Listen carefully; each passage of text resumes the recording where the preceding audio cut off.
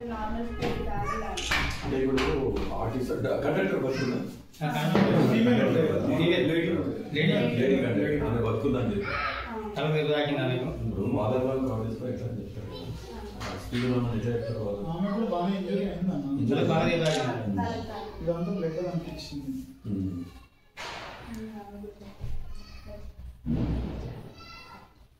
ఎట్లా ఫీల్ భయపడరా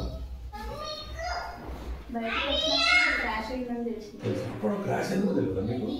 లేదు కంట్రోల్ వచ్చేసింది కదా, ఒకసారి ఇట్లా హిట్ అయిపోయి నేను ఎంట్లోకి వచ్చిన అంతే. సడన్ బ్రేక్ వేస్తే ముందుకు ఎట్లా పోతామో అట్లనే పోయినా నేను కూడా.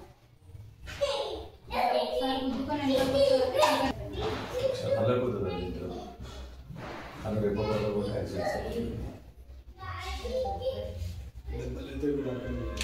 నార్మల్ కంట్రోల్ క్లాసెస్ కూర్చుకుని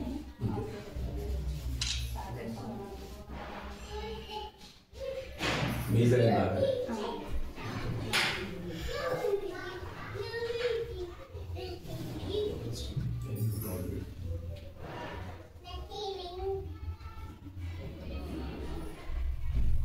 యావత్ రాష్ట్రం కానివ్వండి దేశం మొత్తం కూడా ఈ యొక్క సంఘటన దురదృష్టకరంగా జరిగింది. నిజంగా ఇప్పుడు ఆమె అనుభవాలు చెప్తుంటే పావని ఫిజియోథెరపీ అపోలో చేస్తుంది కాబట్టి 3rd ఇయర్. మరి ఆమె చేసిన పుణ్యఫలము ఆమె కర్మఫలమో ఏదో ఆమె తల్లిదండ్రులు చేసిన పుణ్యం ఇంకా బాగుంది కాబట్టి ఆమె అదృష్టంగా బయటికి రావడం జరిగింది.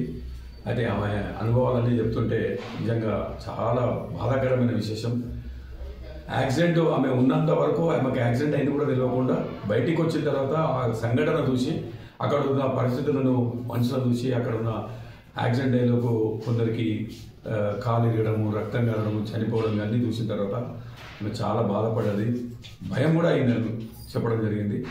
కాబట్టి ఒకటి ఏంటంటే మనం చేసిన పుణ్యఫలము తల్లిదండ్రులు చేసిన పుణ్యఫలం పూర్వం చేసింది కూడా కర్మఫలం కూడా మనకు ఆమె అదృష్టంగా భావిస్తూ ఆమె బతకడం మనందరూ కూడా సంతోషం. అదేవిధంగా చనిపోయిన వాళ్ళు కూడా అందరూ కూడా మనం ప్రగాఢ సానుభూతి తెలియజేస్తున్నాం.